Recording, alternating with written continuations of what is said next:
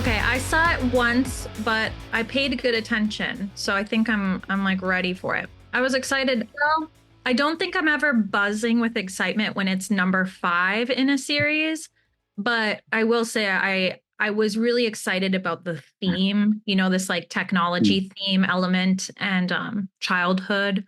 So I was excited to see how they would handle this as a script and a storyline for kids because I knew if it was like too aggressive, parents would probably like shy away from it because like no one wants to feel like they're the worst parent ever. So when I found out Lily Pad was going to be like the quote unquote villain, I was excited to see it. The social dilemma, technology, and children. There's lots to unpack with Toy Story 5. So welcome to the Thoughtcast, Conversations about Animation. I'm Philip. Today joined, thank you so much, Jody, for hopping on. It'll be fun to just reconnect for this little flashback to our childhood when the original Toy Story came out in 1995. It was, Wow. 31 years ago. So now we're at number 5, if you can believe it. That's almost frightening. Yeah, they really did follow along well with our upbringing as far as our childhood went. We're both like in our early to mid 30s. So I remember specifically Toy Story 3 coming out, and it sort of hit the same time that we were going off, to college and that next chapter sort of after high school. And Toy Story 3, the storyline is kind of that as well, with Andy and Woody kind of their growing up story. So I really liked the first 3. I haven't seen the 4th, but like I said, the storyline with this one for the 5th, I was really curious about. I'm a mom now, so when it comes to like discussions about the role that tech plays in our children's childhood, I am really trying to be intentional and like super aware. So yeah, it was I really like plot twist, not plot twist. I thought I wasn't really gonna like it. I thought it was gonna be really simplistic, like tech bad, toys good. But I feel like they nuanced it really nicely. Just about like the good and the bad that come from tech. Yeah, it's interesting to see how they were going to approach this. There's a lot resting on the subject here of I mean, I like the line from Woody where he's like, well, toys are for play, but tech is everything. It's for everything.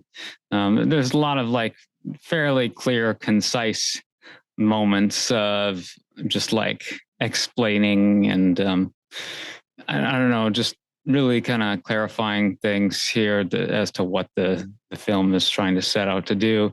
It's not trying, it was just so fulfilling and appropriate the way those first 3 films played out, kind of like a holy trilogy in a way.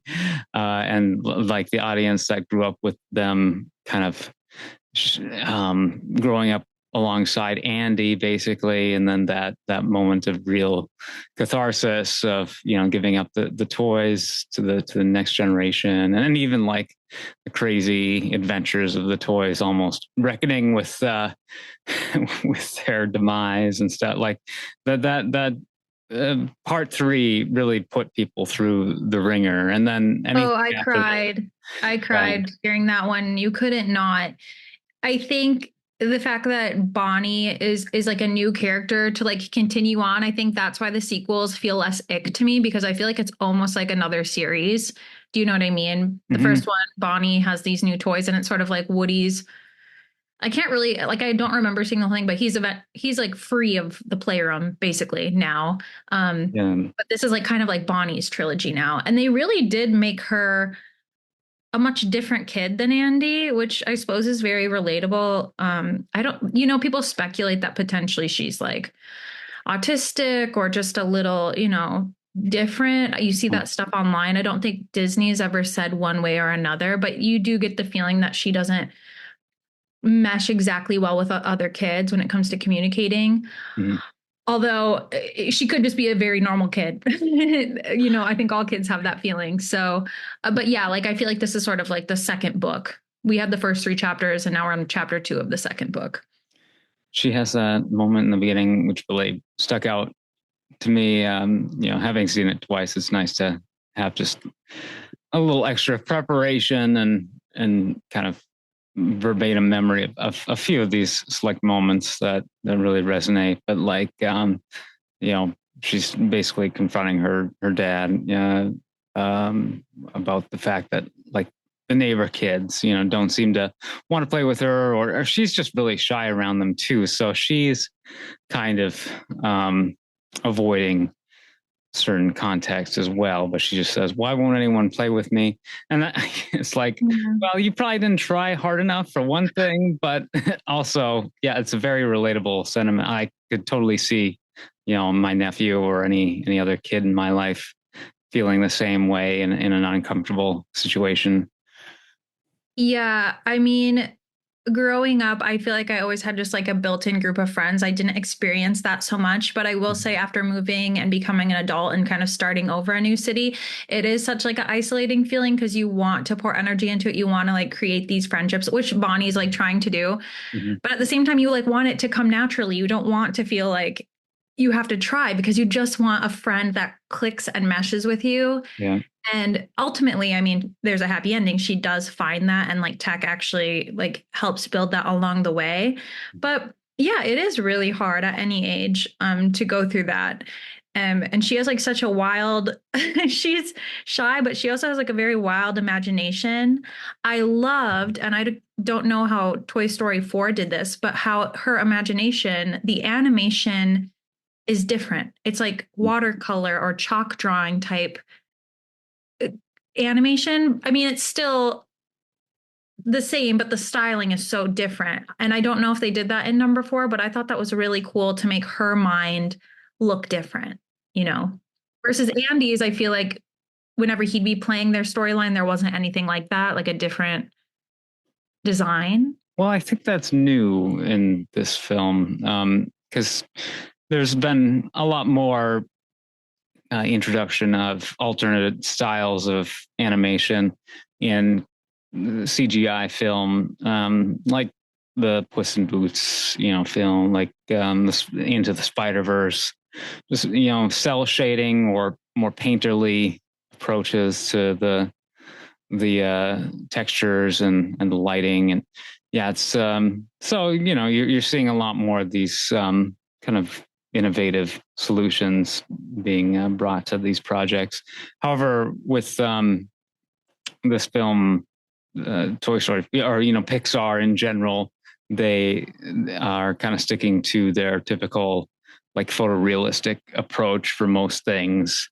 Like, I mean, you get like literal, the peach fuzz, the pores, The details are incredible. When you look in on these characters' eyes or the reflection of Buzz, I feel like is just a good example, but it really works well on these plastic toys. The way the light bounces off of things, it looks really incredible. But I like that not everything had to be, like you said, like super, super realistic. No. Because you still want it to be whimsy and fun, and you don't want it to be so lifelike that you feel like you're just watching a movie. Like, you want to be watching an animated movie. Yeah. And it was good. And I didn't know how they were going to I feel like every movie they make, they kind of need to like raise the bar, raise the bar, raise the bar. And maybe by having her imagination look different, it was sort of just like more fun for them instead of focusing on being as realistic as they could possibly be for every single scene. Yeah, it was nice to just have a lot of variety. Because yeah, I don't know, this whatever this movie lacked in theming, and it was a very kind of timely, appropriate take on its various subjects, but also I don't know, it potentially did pull back a little bit because of the inherent connection to things like Apple, Steve Jobs, the heritage of Pixar being so intertwined with the technology sector. Yeah, it's a tricky thing to tackle. You have to be almost delicate because I definitely know my stance, but if you like my child, he's not even 3, but I don't really let him watch anything on the screen aside from like not Brother Bear, Little Bear, or like Franklin, like those 2D animated, like slow paced, Hmm. not a lot of quick scene changes, really no CGI at all, just because I feel like that's a lot for him to process. But everybody's different. But I do know like parents are hypersensitive. If you say something like, oh, yeah, we don't do screens with my kids, like parents are like feel like quickly like they want to defend like why they do screens, like, oh no, my kid learn so much and they play games with their friends online and they're able to, use their imagination to world build and, whatever their reasons might be. But what I really liked is how Pixar, like the parents had the best intentions, which was super relatable. They wanted to give their daughter this like opportunity to build her friendships and give her this tool. But I also think they did a great job kind of showcasing like how parents just kind of I don't know what you'd call it, but like they hand them the reins without like knowing the horse, basically. I don't know what the saying would be, but they don't like monitor it enough. And they're on their screens. Like you see the dad doing his Zoom calls, you see the mom like making her grocery list on her phone. Like they're on their tech all the time too. So it's just such a realistic thing happening. I feel like that a lot of parents are battling right now, and like how to use it as a tool and not let it like control our life. I saw this TikTok the other day and it said, for kids born in the 90s, the internet, you'd live your life, but the internet was a place you would escape. But now, like, it's the reverse. Like, you live online. Do you know what I'm saying? Like, I'm not You, phrasing it correctly, but it's becoming like this all encompassing thing. And like, as a parent, you feel this responsibility to like create these boundaries so that your child can grow and develop and be normal. But yeah, it's hard. Like, look at this Bonnie. I mean, like all her friends are online. I get why the parents wanted to give her Lilypad. And Lilypad was a really good villain. I thought what I loved about her is she was trying to help. Do you know what I mean? She wasn't coming into saying like destroy all toys. She wanted what was best for Bonnie too. I mean, was it the right way? Like, no, to me, no, obviously to us, no. But she thought she was there to give Bonnie an amazing childhood, which I yeah, think was a good take on her. yeah. Just a matter of fact. Well, yeah. To be outside of the internet space, constantly being logged in and plugged in, if that's something that is now, the escape that perhaps our generation sought through technology, video games, the internet, then that's promising. That like, because kids need to have time away from screens, be physical, be in motion. If they, it's just so unhealthy to be inactive, but also, hopefully they're cultivating a sense of desire for that type of thing at the same time. Like this isn't, the exposure to tech isn't fully suppressing that. Mm-hmm. Yeah, I guess the parents play a big role. So yeah, Bonnie, I mean, her parents have, lives. I mean, both Bonnie and Blaze kind of had similar situations. Seem like, you see Blaze's dad on Zoom meetings and stuff. Oh, Blaze, yep. And yeah, Blaze's mom, I guess she takes care of horses and stuff. So that's kind of cool. That she's got the inherent, outdoors sort of countryside upbringing, the rural streak that definitely has led her to be less sort of plugged in or just needing that constant stimulation. Like you see her reading an actual book, I think, and right? Oh, I may have missed that, but you're right. Them like being out there on the farm and having that like push for like outdoor time. I think about growing up in our town, the Papke family, and how they were, oh man, what was Nelson's mom's name? Joanne. Joanne, yeah, Joanne, and how she was just very like a free spirited, like outside, barefoot, go play, like Yeah. make mud. Like I don't think they had a TV in their living room until they were like 16. And I just find it really admirable. So yeah, Blaze's mom was awesome. And I love that Jesse kind of becomes a main character because you ultimately find out this is the same kind of ranch. This is the same ranch that Oh she yeah. grew up on. But Yeah. I love it. I love Blaze's family. And I think Blaze is supposed to be a little bit older than Bonnie too, which I thought was nice that you can connect with kids at different ages. But you're right. Like they're trying to keep a little bit of that outdoorness That was a great dynamic. alive. Yeah, like the Blaze character just seems so like genuinely healthy and well rounded, and just a really positive influence in Bonnie's life, which is great. And she's an athlete, she's a good student and stuff, but also her parents weren't crazy strict or anything either. Just having that kind of probably less city oriented upbringing, maybe helped out. Yeah, having horses, getting out in the fresh air for sure. Just made her more grounded. Yeah. You would know from Toy Story 4, but was Jessie as main of a character in that one as she was in this? Because I mean, I expected Woody and Buzz to be the, you know, the solid pillars, the little main protagonists in there, but it really kind of was Jessie carrying the lead with all of this stuff. And I thought that was a lot of fun. And I didn't know if that was just like a Bonnie thing, if it switched over after the first three, or is this the first time that she's been the girl? Well, first off, let me scold you for if you have you not seen Toy Story 4? Or no, I know there's like a duck and a rabbit, and like it just looked very, okay. I don't know. No.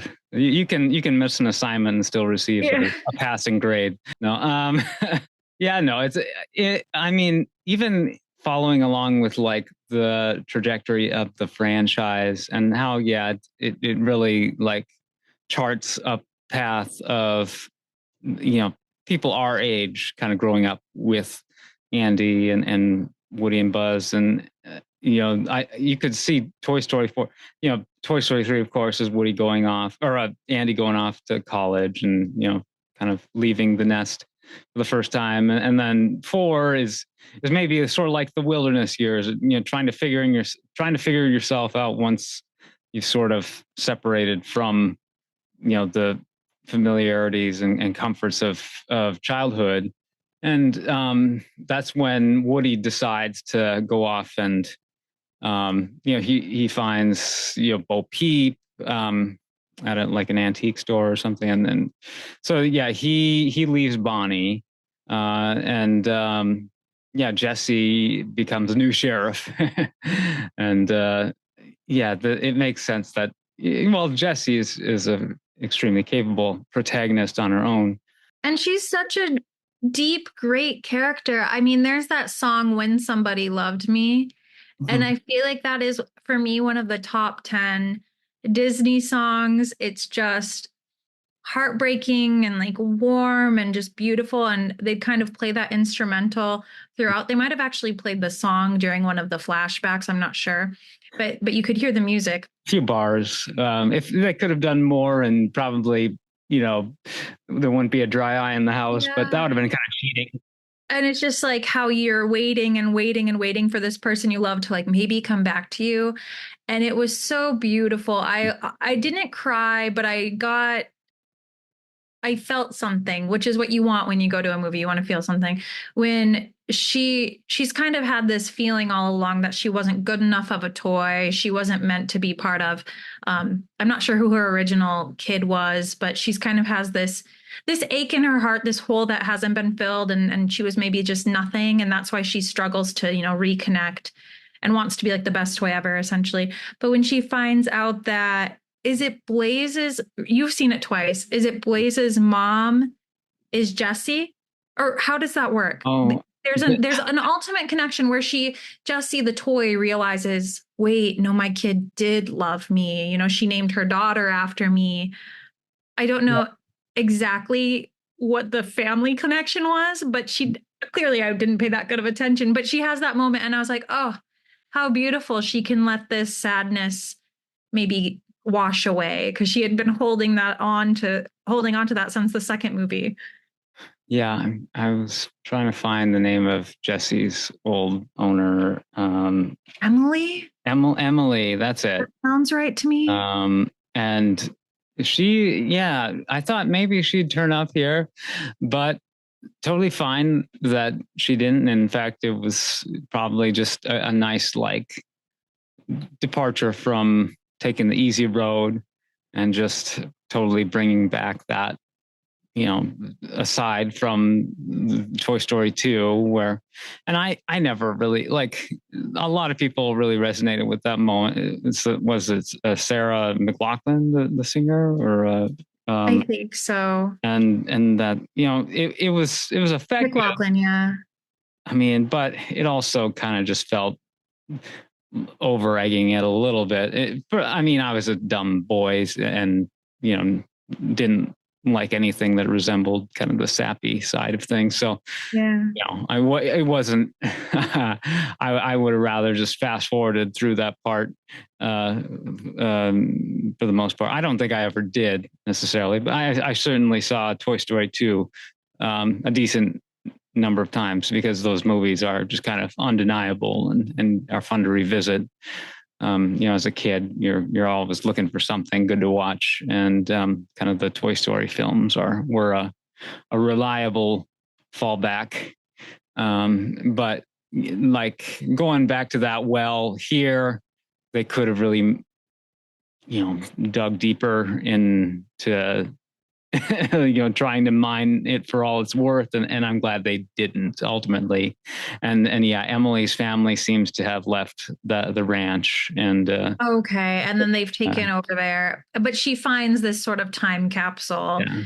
So she knows that Emily, for Emily, probably getting rid of this toy was just another step towards growing up. It wasn't this huge abandonment thing the way that like Jessie felt like it was. Mhm. But like how good that she saw that on the tree. I didn't know if maybe Blaze was like somehow related to Emily, but you're probably right. It's probably she just found this under the tree where they were at. So she gets a chance to heal, which is a really good theme to like have in there. The one subplot I didn't get, Mhm. what's going on with all the buzzes? Like what's this did you think that was just kind of like not necessary, the 50 Buzz Lightyears Yeah, plot that was happening, or do you think that's just something they threw in for kids, or is there something deeper that I missed? it That was annoying. dragged a little bit. Yeah. They're all synced up because they're smart buzzes. It's, the fourth movie got a little flack for making Buzz seem like kind of a dunce. Like, I don't know. His intellect seems to have just sort of tapered off in his old age or something. I don't know. Who is the voice for Buzz again and Woody? They're both like really big names. Yeah, Tim Allen for Buzz and Tom Hanks for Woody. Okay. And I don't know, just Buzz, is revealed to not have like an inner voice or something in Toy Story 4. Like he just doesn't have like much of an inner life at all, so to speak. I mean, he's a toy, so he doesn't have to be a genius, but he always just seems so kind of like capable and confident and competent, like a typical military officer. From and in 4, did they kind of like pull back from that? They made him like softer or sillier, kind of dumber. Just it seemed to be a common complaint. Is Buzz dumber in Toy Story 4? Because I feel like, yes, many fans and critics feel that Buzz Lightyear's character was dumbed down in Toy Story 4. Instead of his usual intelligent leader-like persona from the second and third films, he was largely used as comic relief by repeatedly mistaking his own pre-recorded voice box phrases for his inner voice. Yeah, there's a whole thing about his inner voice. And this time, I mean, he has like a fine personality. I didn't notice it being like feminine or masculine or really anything too much like that. But I just don't know, like, do they just love animating him? Is that why they needed to do all these scenes? That's a big motivation for the creators of these films, to show off their skill set. And we're the Thoughtcast Conversations about animation, often discussing films that have almost the farthest thing from any sort of animation in them at times. I mean, we reviewed Obsession, which was made on a budget of $750,000. A lot of interesting, visual imagery, in that film, of course. And and I always love anything that has like a spectacular or strong visual component to it, whether, it's animated or not. I guess I will say when we first started talking tonight, I do love how the light reflects off of him as like the plastic toy versus the cloth toys. Mm-hmm. So there is, I mean, there's a lot of demonstrations throughout of like amazing animation when it comes to like a harder, solid, rigid toy versus a plush. And I mean, these characters also, they are bread and butter when it comes to the Walt Disney Corporation. So maybe just being sure that they stay at the forefront of kids' minds and marketing and toys that are out there. I mean, if you go to like Hollywood Studios or any place like that, it's a staple, Buzz and Woody. And so maybe since the plot didn't have a ton, I mean, I'm not sure why they decide to do certain things like that. My nephews definitely loved it. They loved seeing all those Buzzes doing kind of the like night ninja stuff. And there was actually, there was a tender little moment where one of the Buzzes decides to stay behind at a camping ground to comfort a child. Yeah, that was great. That was good. Maybe I'm being a little too harsh on it. I don't know. I was just like, I could do without, but I'm also in my 30s. So, I mean, I did enjoy, like, that was a great moment of, like visual catharsis in a way, seeing those Buzz Lightyears achieve their like final metamorphosis. Yeah. like they're like Heimlich in A Bug's Life, transforming into a butter, except these Buzzes can actually, and like, it's always, that wasn't flying, that's falling with, and doesn't one of the Buzzes say, or maybe it's the original Buzz as he's being, taken aloft by one of these drone Buzzes, he's like, this is flying with style. There's a really good background to that. Yeah. That sounds familiar. And yeah, I mean, it is funny. And it is funny that they brought in even more characters, not just lily pads, sorry, but I was thinking as you were talking about the new Buzzes, I think they have some type of AI, or maybe it's just like a wireless internet installed into their suits. Oh yeah. But it was kind of funny, all of the quote unquote retired smart toys. There was like the one that helps people to remember to go potty. There was the little GPS system, and then the digital camera, and how those ones are sort of like obsolete, even though they probably were for Blaze, like 2-3 years ago. But with how quick tech moves and how fast childhood goes, they were sort of like rotting. And I thought those characters were really pretty good. At first, I rolled my eyes when there was a potty training toy. I was like, okay, I can imagine the jokes. It's just going to be poop jokes or something. But I liked him, his chaotic energy and like trying to get the charge on. They did a good job with these sidekicks. I didn't see number 4, like I said, but that duck and Bunny. Oh yeah, those are probably similar to like these 3 that come in. Mm-hmm. Absolutely, yeah. Conan O'Brien plays Smarty Pants. It's a lot of fun opportunities for just some what do you call it? Innuendo, a little. I mean, just like little sort of cheeky wordplay with the toilet humor adjacent jokes, but keeping it pretty like subtle, not overdoing it. I don't think there's like a little, because they're like little games on this little tablet that is designed for potty training, and it's like the moment where he's like, there's one called pick the poop or something. It's just like you have to tap the button as it's a reflex game, like Simon Says or something. You have to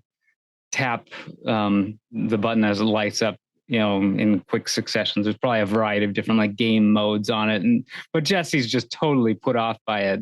It's offensive to her that she would play this potty training game. But I guess like they get so bored at night, as Blaze is, falling asleep or whatever, and so by the morning she's like doing her typical tap dancing moves on top of the, Yes. yeah, Like it reminded me of Dance Dance Revolution. There was yeah. I mean, that was a big thing when we were like early high school for those who had it. I would love to be in the room when they're sort of storyboarding all this and all of the toys that they probably thought of, like, what about this? What about that? Because there's limitless options when it comes to toy sidekicks or stuffed animals that you could have come into it. But I liked it. I liked it a lot. And I didn't feel like any of the humor was, I'm not typically a Pixar person in general. Like I don't even really like Brave, but I thought the humor was pretty good in this one. Yeah, I mean, just a good mix of straight ahead kind of slapstick jokes and good like just zingers, and but also these movies have always had an edge to them, kind of like just edging on very snarky kind of adult humor. They brought in, of course, with that um first film, Miss Potato Head, he's Don Rickles, like the famous roast comedian. And you don't hire him unless you're, willing to put up with a little bit of crassness. And I like the guy who plays Ernest P. Worrell.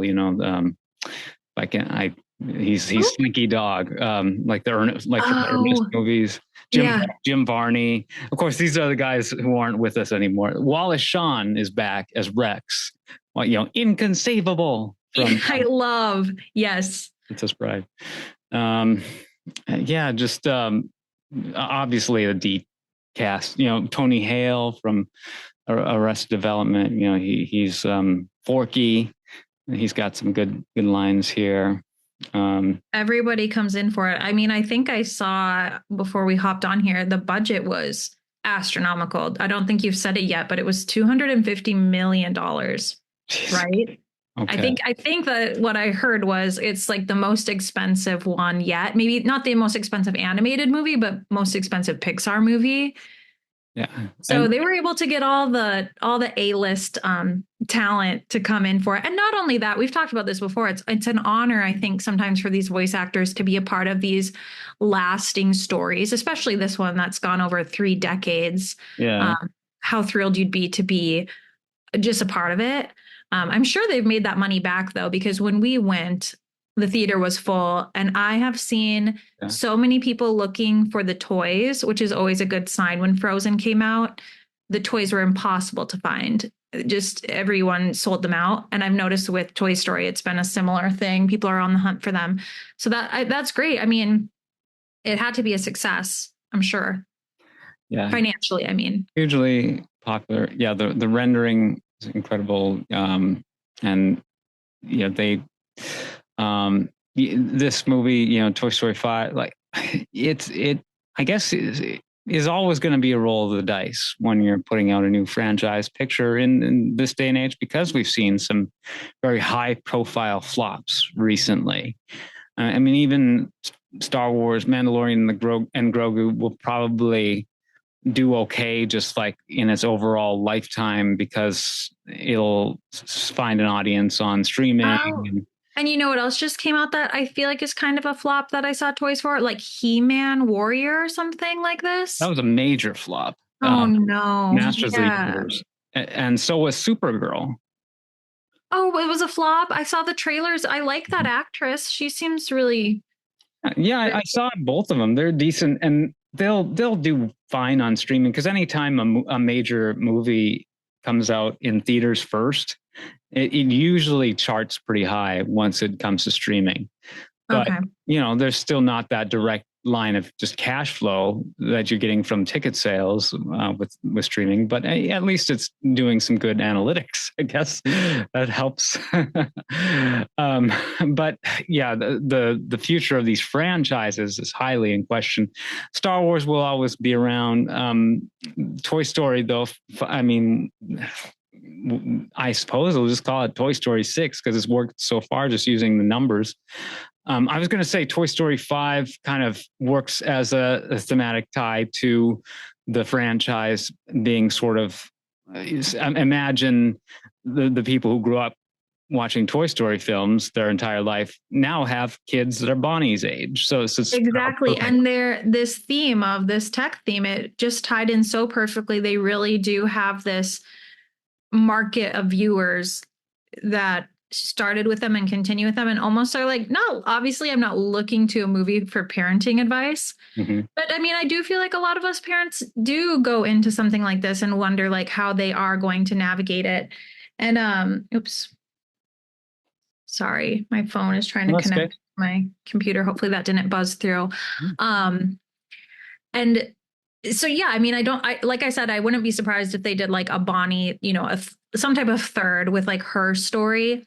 But I really liked where the movie landed, like from the parents' perspective of not doing away with it completely, using it as, you know, a stepping point to more playtime and more fun and more friends. So I hope a lot of parents also felt like it was a good one. I guess I haven't seen a ton of reviews, but I figured the money speaks for itself.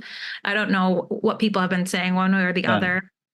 Yeah, I'm sure people have, liked it quite a bit since it just seems to be trucking along. And just anecdotally, the movie theater was way busier when I saw it yesterday than the first time I saw it. Oh, you went yesterday, and so it's been out for a while. Yeah, yeah. Great. It was it was like the $5 Tuesday screenings that we do here, and like it was.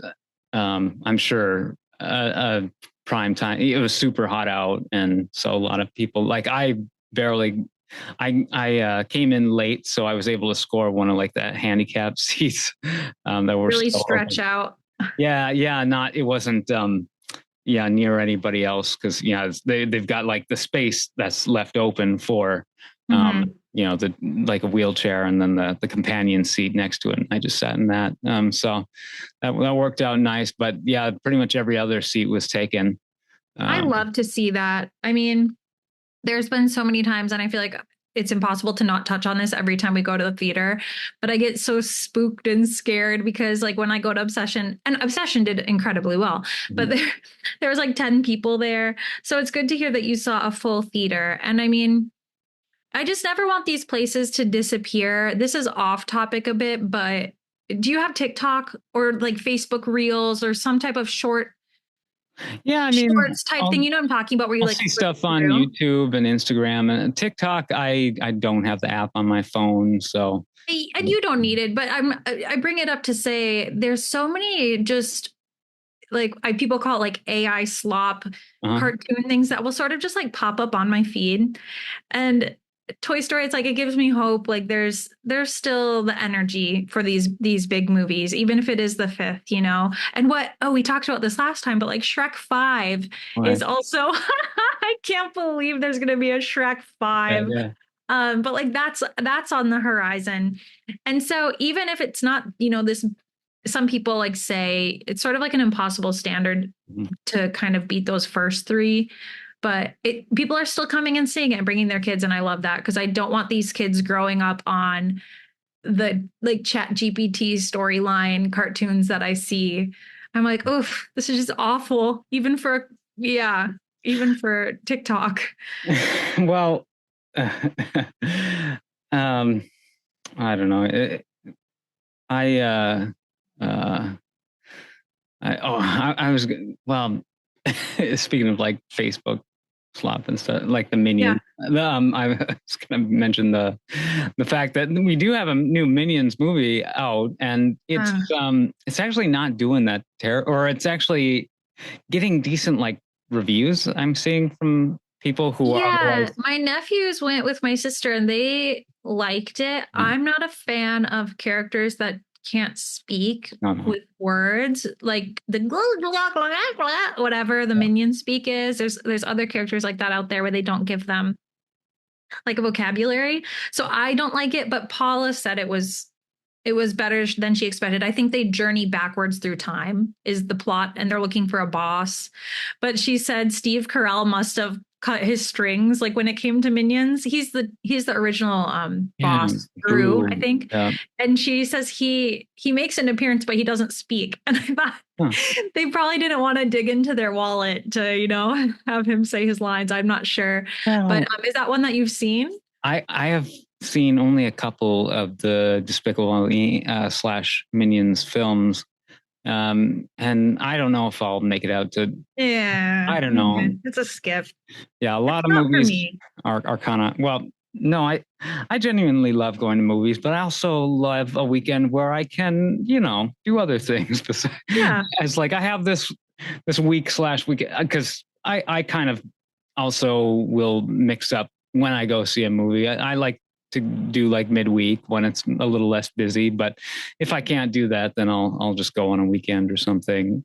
But I did just see the new Evil Dead movie. It was fun. Oh, I've heard good things about that. I haven't seen it yet. I feel like I have such a limited time to go to movies, not necessarily like time, but leaving the house time. And so I'm sort of banking on the Odyssey that's next up on my theater watch list. Not everyone, but they're really touting that it's one of the only movies filmed on all IMAX cameras. Nice. And you're the expert here. And I know this isn't Toy Story, but what does that mean? Like, what is different about this camera? Well, and I might not make it see the Odyssey this weekend because I'm planning on going down to the Twin Cities. I'm up in northern Minnesota, of course, and I would need to make a special trip to see it in IMAX or like a better format. Wait, you can't see it on a normal screen? Well, I might do that just so I get a couple viewings in because we'll want to talk about it here. So, but you want to see it on an IMAX at some point? Is that what you're saying? I definitely want to make the trip down to at least see it in IMAX or I know with like Oppenheimer, I didn't see in IMAX, but I did see it in 70 millimeter. But something along those lines. But and like this weekend, there's like a F1 race, so it's like I might, not. You're gonna have to make some choices. Yeah. No, that of course. But yeah, I mean, and honestly, like you should see if Laura's gonna go. We're talking about moving back up to the Twin Cities area. So I'll have to find the nearest IMAX to me too. I don't think there's any near me. Maybe Atlanta, but that's like a 5-hour drive from where I'm at. Yeah. So like the film that they shot it on, and of course, a lot of films nowadays aren't even shot on literal film. Right. But Christopher Nolan, will probably shoot on film until he dies. He'll, I don't know. There will probably always be boutique outfits who manufacture physical film, because there are hobbyists and such and IMAX and stuff. I think there'll always be a demand for that sort of niche thing, which is always a reassuring thing when people talk about like the death of physical media and various formats or art forms. And, Timothée Chalamet, I'm sure he has nothing literally against I know ballet or play, but he made an offhand comment and people like to. Let me tell you, my family was buzzing about that. My brother-in-law, he's the conductor of the Duluth, Minnesota Symphony and the Augusta, Georgia Symphony. And so a lot of his friends obviously run in that operatic lyric circle. Yeah. And yeah, I mean, but what he said, he said essentially like he doesn't want to be part of any of the dying industries. He wants to be in the lifeblood of it and the beat of it. But I get what he's talking about. The way I think he phrased it, people really were not so thrilled to have somebody, right. You know what he was saying, right? Like, yeah, I mean, he genuinely, would prefer to be doing what he's doing than have to be, confined to the stage that's such a totally, inappropriate way to describe it. It's like, these actors, like they're so capable and so talented. And it just so happens that their industries, just aren't as, in the public eye. And so, yeah, someone like Chalamet, he's able to get uber famous because he happens to have picked the right roles and the right moments to really accelerate his career in this very public way. Right. Mhm. And I think his parents and his grandma were involved in theater or in dance or something like that. And there is that pressure. I mean, with the symphony, I mean, you don't know how long are people going to want to buy these tickets to these 4 hour. You know what I mean? There's of course there's these loyal diehard fans, but it is an aging crowd, and no one can deny that. Um, And yeah, but yeah, yeah, you can get to a certain status to where your success really is divorced from the medium, it's divorced from the talent. It's more like to the point where you're just famous for being famous, and that just feeds on itself. So right. yeah, But yeah. I feel like with him and a lot, I feel like he's got the. I'm a big fan. I'm a Timothy Chalamet like diehard, but Yeah. I do see like the hate, like oh he's just some skinny white boy that was like in the right place at the right time, the white place at the white time. Well, he's genuinely very, very good. Yeah. Oh yeah, and look at I mean we did the tennis one, the table tennis one, the Yeah. ping pong one, and look at all the time he put into advertising for that. Oh, sorry, jumping back to Toy Story and advertising, Mhm. they must have spent like a gazillion dollars on marketing for this one though, because you could not turn the street corner without seeing Toy Story, not 3, 5 ads. They were everywhere for us. And that's why I was surprised about the Odyssey is I haven't seen a ton of marketing for it yet. I just saw the trailer before Obsession. But I knew it was coming. I knew it was coming out. Yeah, this is Minions 3 that is now a bit of a newer release. It's Well, that's been enough. out for Three's good. a few Three's weeks, good with the minions, I think. We and could be it's just done. called Minions and Monsters. But I was going to mention that the box office for that has been noticeably down from the previous movie. So it's like, even as an animated property for kids, it's not immune. I'm just thinking that a lot of this comes down to competition too, and parents like having already kind of, blown their budget on having gone out to see like Toy Story and maybe a few other things. I don't know. Well, and not just like financially, but like you were just saying about competing things, you only have so many weekends, you only have so much time. Yeah. And if you did like a big movie Friday and another one comes out the next Friday, it might be like the one that you skip. Yeah. And so they prioritize the one that probably tapped into their nostalgia a little bit more. And honestly, I mean, I don't know as much about Minions, but the thing about Toy Story is it's appealing. I feel like to me, like Minions feels like a boy movie, which I shouldn't gender a cartoon, but it feels like boy, whereas I feel like Toy Story is very like gender neutral, like boy, girl. Yeah. Especially now that Bonnie is the kid, and especially Jesse being such a leader in this one. Whereas like I'm pretty sure aren't all the Minions boys. Basically, so I feel like there's a more maybe like if you have 5 kids or 2 kids or 3 kids and one's a girl, you're like, okay, we're doing Toy Story. I think too. Yeah, what else has done well? Because a lot of the buzz has been surrounding like Obsession and Backrooms have been really breakout successes, and a lot of other things have been basically mid to bad, including like Moana didn't do very like that had a huge budget, over 250 million, I think. But I honestly haven't heard anything about Moana, which I feel like, especially as my job, I wish I was hearing things. I think they brought on that live action just a little too soon. People are already, I mean, literally there's toys in Target. I know I keep talking about the merchandise. There's still Moana 2 toys for sale at Target. And now there's Moana live action toys right next to it. And it's like, wait, we haven't even cleared the shelves. I don't know how long it's been, 3-4 years since Moana 2 came out. I just feel like it was like a little too soon. But I mean, people are getting like excited. There's Hexed is coming in November, which is like an original Disney thing. It's kind of giving Encanto vibes, like some hidden magic type thing. And then there's like Paw Patrol, there's Cat in the Hat. I saw a bunch of trailers. I mean, you walked in late when you went and saw it, but there's a lot of kid movies coming this fall. Yeah.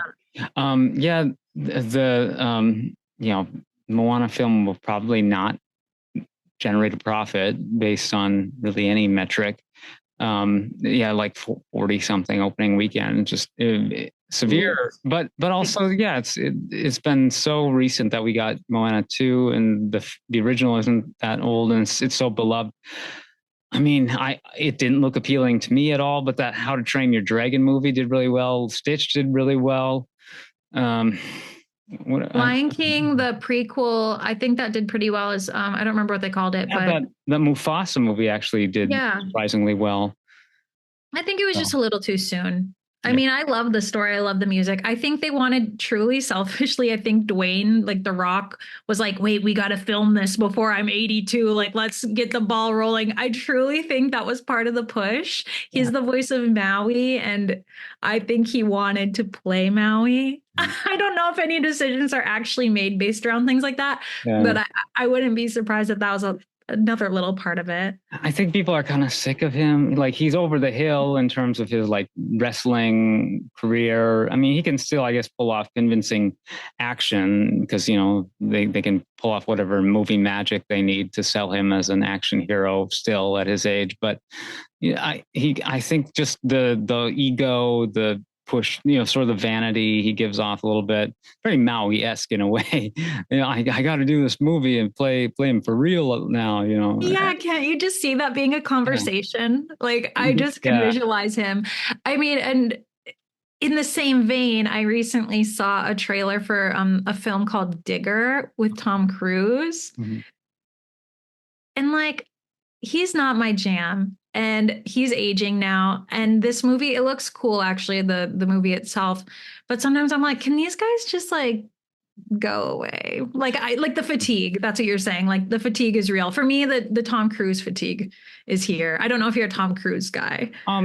It could be interesting. Alejandro Inarritu. It's supposed to be kind of a serious role. Yeah, but if you haven't seen the trailers, he has either it's makeup or he's just completely aged. He's like unrecognizable. Yeah, I see this. When I saw the trailer, I saw Tom Cruise, and I was like, wait, what? That's him?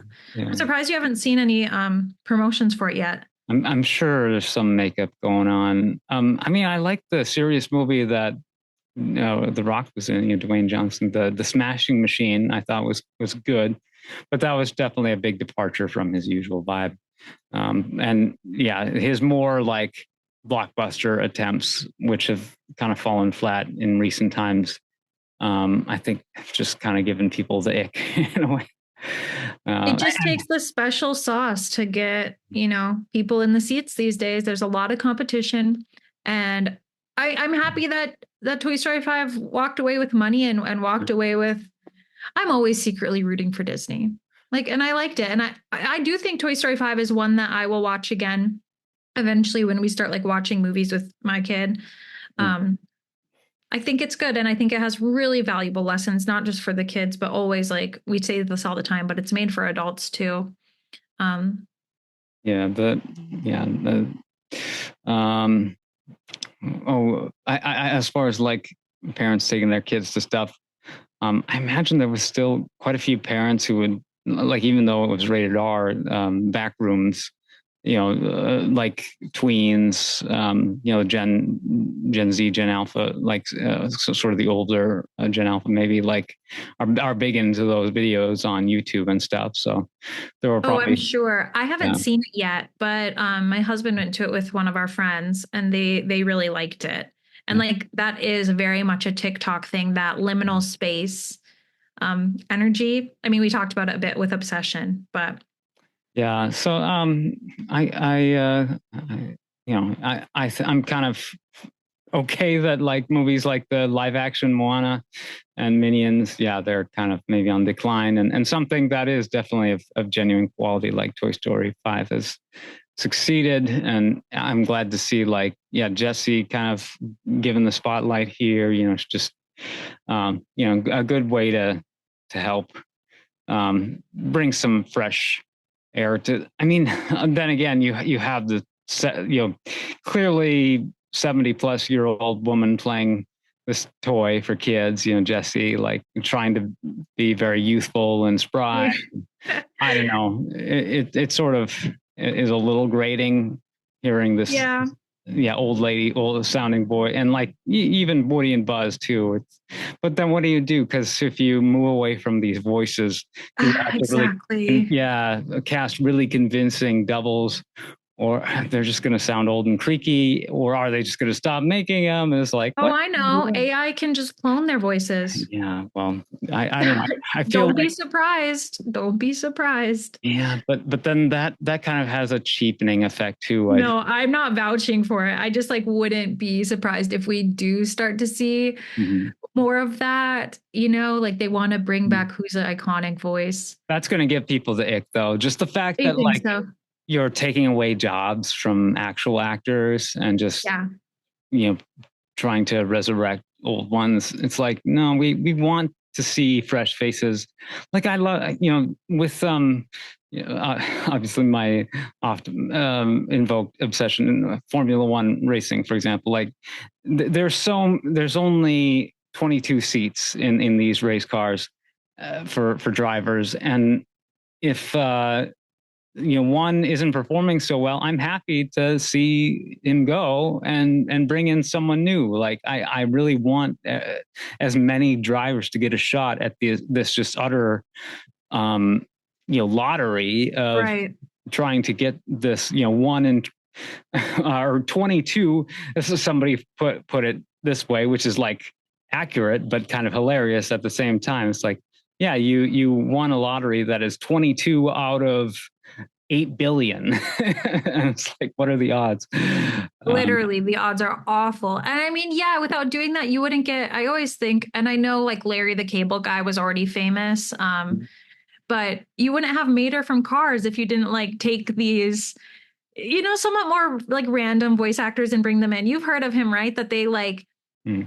called him and they're like, we want you to be a tow truck. And he's like, what? Like they didn't audition him or anything. They just pulled him in. He had never done voice acting before. And now he's like one of the most iconic Disney character vocals out there. Mm-hmm. But yeah, I think you're right. Like if someone's not peak performance and they see someone else out there that can fill that spot, people would much rather that than the AI Yeah. thing that I was thinking of. Yeah. But I don't know, mark my words, we might see it anyway, regardless of what people think. Yeah, it's been done with certain legacy characters, but also there's just so many capable, and I like I prefer vastly the idea of just casting professional voice actors that can do absolutely like the magic that they're capable of performing with Oh, voices. versus like a celebrity pull-in. Yeah. Like somebody who's trained and skilled and can do anything. Yes. It's so fun to just hear people transform themselves in that way.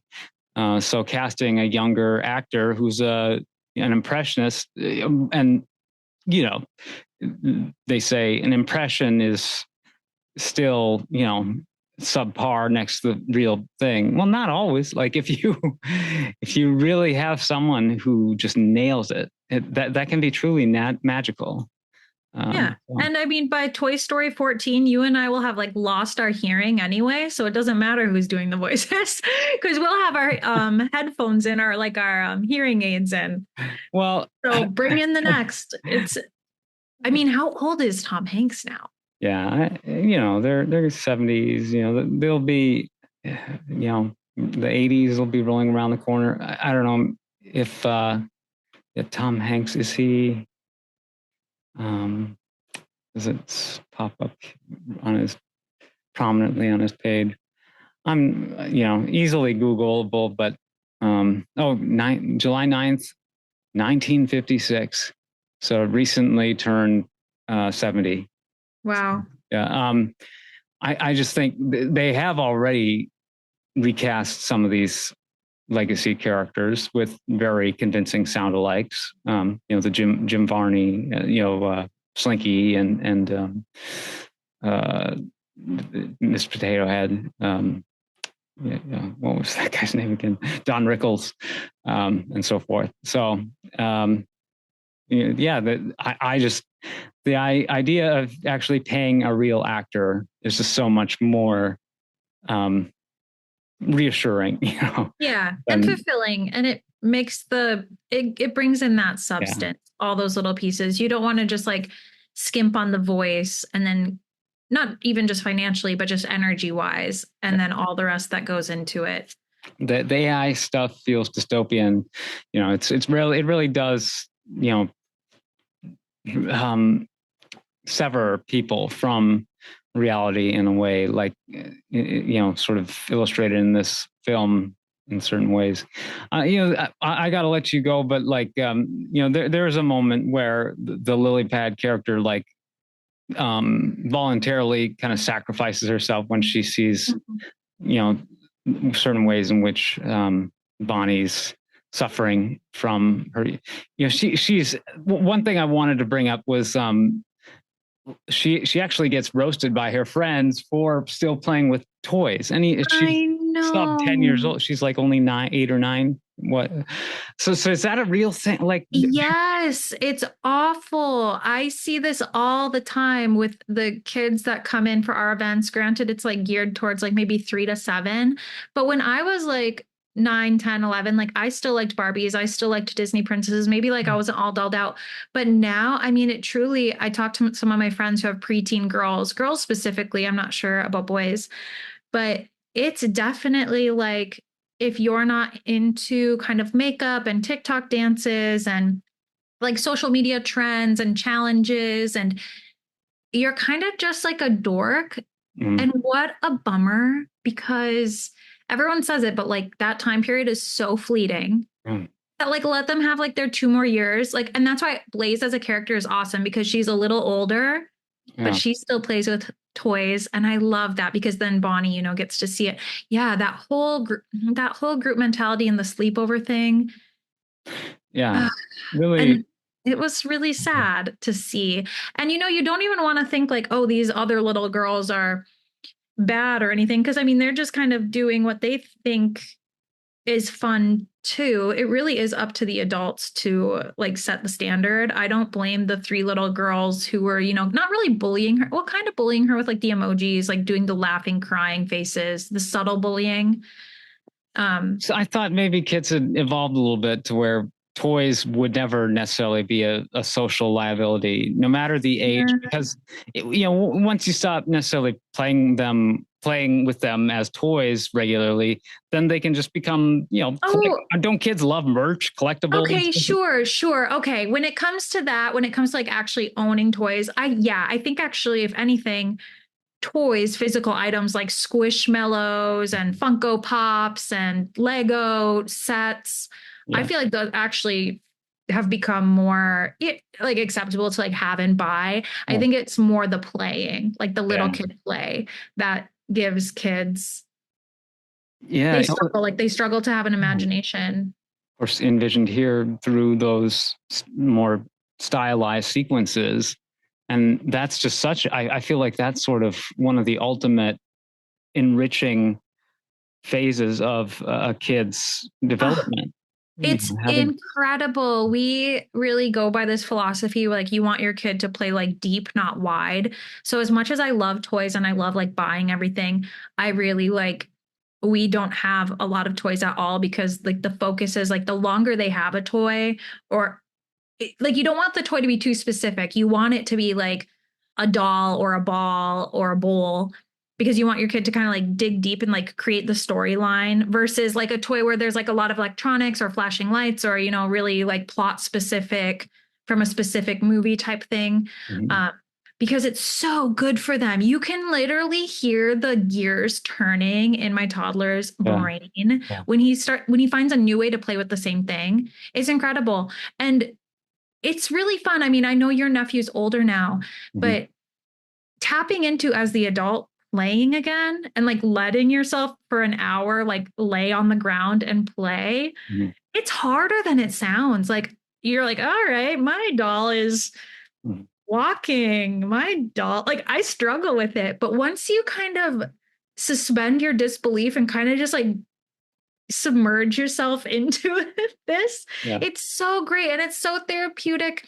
So I hope that this movie got kids supercharged to go home and like do play weddings with their dolls and do superhero stuff off their bed, whatever. I hope that that's what kids took from it, and I hope what parents took from it is like, you got to monitor your kids, and it's a team effort. It's not just one family. It needs to be all the little girls' parents that are like involved in making sure kids still get a childhood, because I mean, everyone wants to say, oh, this next generation is doomed, blah, blah, blah. Like, I don't want to be that much of a naysayer. But we were very, like, you and I were very lucky to be born at the time we were born. You Yeah. know, I No. feel like we got a very classic childhood, but we also had the opportunity to get into things like movies and Star Wars and video games without it Yeah. completely like crippling a lot of aspects. Yeah. Although, yeah, I don't They know. have to be told that toys are cool, and They are kids, cool. Yes. yeah, kids who want Yes. to goof on other kids for their interests, that's patently uncool. And even like the addressing of like the collectible aspect of like, I don't want to admit that I play with toys, and this movie does that, where Bonnie says, oh, they're antiques, they're, they're just collectibles or whatever. And so, she can sort of disguise her, love for her genuine, she's still genuinely connected to these toys. And I guess that'll work as maybe a shield from humiliation to an extent. So you can deploy that as a kid, hopefully, to at least get out of a tricky scenario. But overall, kids need to be taught that there is no age at which you can necessarily outgrow toys. They'll become collectibles, perhaps, but also that, these are very important pieces of development as a kid. Yes. And one last like fun story. I don't know if you remember from our town, Reed Sander. Uh-huh. He was in the grade above us. Uh-huh. He was my neighbor. And sometimes in the summer, he and his brother Garrett would be at our house. I don't know. And he would play Barbies with me. We were little. I mean, but I remember I was so like excited about it because I saw him at like Friday school, which was like in a small town. We go to church Friday morning, which also feels like illegal, by the way, that we were doing this. I don't know. But at Friday school, I was like, oh, Reed, like, are you going to come over and play Barbies with me? I was younger than him. I was so excited. And he goes, Barbies are stupid. And I remember how in that moment, like a dagger to the heart, because like when you're so excited about something and then someone older than you says it's childish or silly or dumb, I mean, like I remember this vividly. So I was like, oh, okay, like what? So yeah, the older kids also have to encourage it and not call it silly and stupid, because they do have a lot more influence over the little ones than we think. Yeah, those moments can be very damaging. And the anticipation. He probably didn't mean anything by it. It was probably him just saying Barbies are dumb. I mean, think of how people make fun of Barney or, Teletubbies, whatever. But in the moment, it hurt from my perspective. It's more on the kids who are really shy because they anticipate these moments of ridicule to try to work past that, because so often it's the people who make those offhanded comments really don't mean it to the extent that you receive it. Mm-hmm. Yeah. It's just people like to make fun of each other and roast each other, and it can be in good fun. It can be in just jibing and a way of bonding with people too, just kind of pulling one over on your friends. But exactly. And I think another element to technology, but like when it's online, you lose that like human context. Like, is it being said as a joke, like haha toys, or is it like haha like you're such an idiot toys? Do you know what I mean? That tone that you lose. And so that's like children are still developing how to read expression. Well, and the moment with you and the Barbies is like that was probably it was genuinely like I'm no longer interested in this anymore, which is fine. Which is probably totally true. He was probably just going along with it. Mm-hmm. And none of this really matters, but it just shows how those moments in childhood really could imprint on you. Because I'm sure there's moments from your childhood that you can remember just vividly. Yeah. And probably everyone else who was involved in that situation doesn't remember it at all.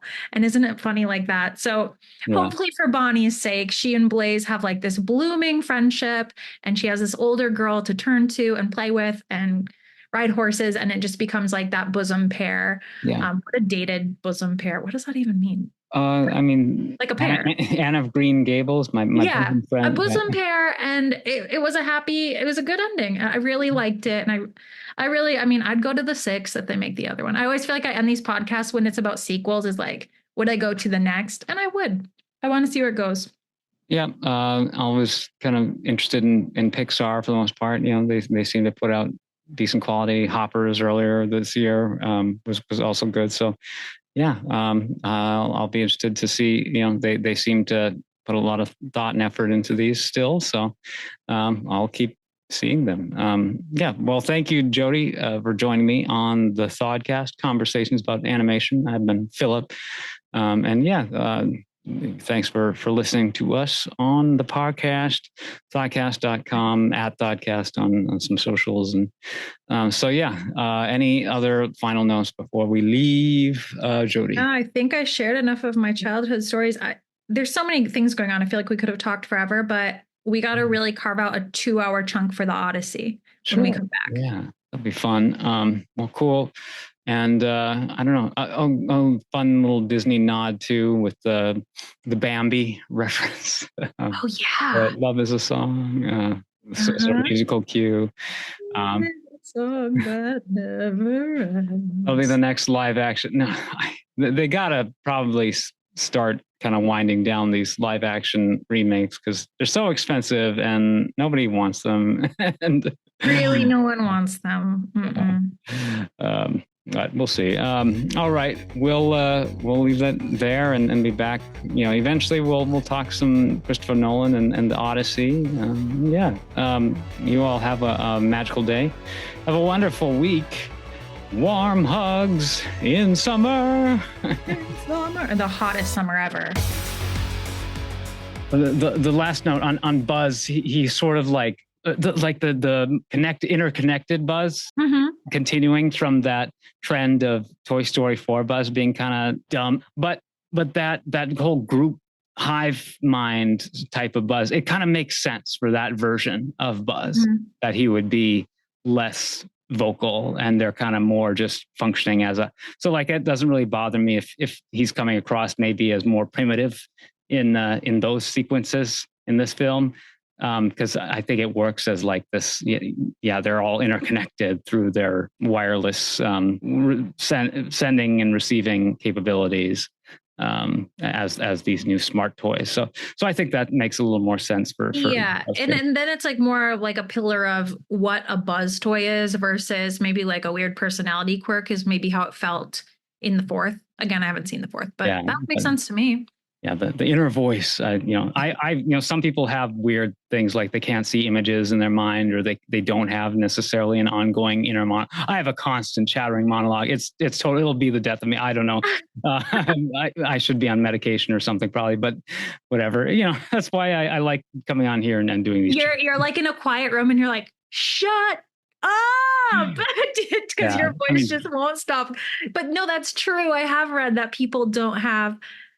I have it, not to the extent that maybe you have it, but it is odd to me to imagine just quiet behind my eyes. That's awful to me. I'm actually getting more into like reading and that helps a lot. So yeah. An outlet. Yeah, perfect. All right. Thanks.